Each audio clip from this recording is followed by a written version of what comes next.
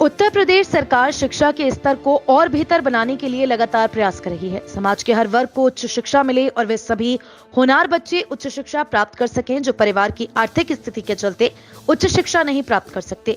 ऐसे बच्चों के लिए सरकार द्वारा पहल की जा रही है। कमजोर वर्ग के विद्यार्थियों के लिए उत्तर प्रदेश सरकार का प्रयास है कि ऐसा प्लेटफॉर्म तैयार किया जाए जहां पर बच्चे अच्छी पढ़ाई कर सकें, IAS PCS की तैयारी निःशुल्क प्राप्त कर सकें और अपने शहर, अपने परिवार और अपने देश का नाम रोशन कर सकें।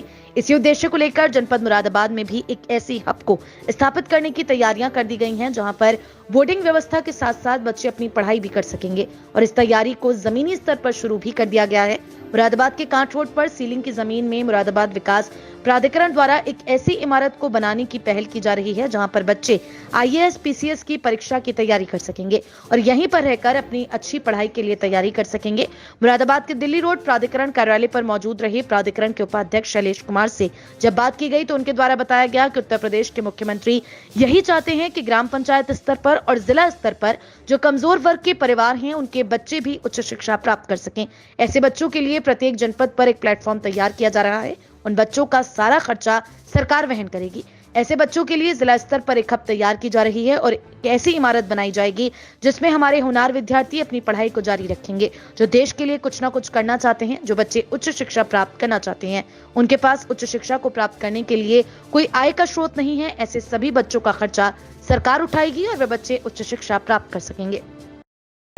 देखिए, इसमें माननीय मुख्यमंत्री जी की एक बड़ी महत्वाकांक्षी योजना है कि गरीब तबके के जो बच्चे हैं उनको कॉम्पिटिटिव एग्जाम्स की तैयारी के लिए जो एक एटमॉस्फेयर बना करके दिया जाए, उसके लिए पूरे प्रदेश स्तर पर पहले तो मंडल मुख्यालयों पर और अब जो है जनपद स्तर पर भी इस योजना को लाया गया है, जिसके अंतर्गत जो कॉम्पिटिटिव एग्जाम्स होते हैं, चाहे वो इंजीनियरिंग के हों, चाहे वो मेडिकल लाइन के हों, चाहे जो है सिविल सर्विसेज के हों, चाहे डिफेंस सेक्टर के हों, सभी क्षेत्रों में जो बच्चे कॉम्पिटिटिव एग्जाम्स की तैयारी करना चाहते हैं उनको सिस्टमेटिक ढंग से किस प्रकार से गाइड किया जाए और समय पर उनका जो है सिलेबस पूरा हो, इस प्रकार की योजना है। इसमें जो है प्रोफेशनल टीचर्स की हेल्प ली जाती है और बाकायदे करियर काउंसलर्स साथ में सभी लोग रहते हैं।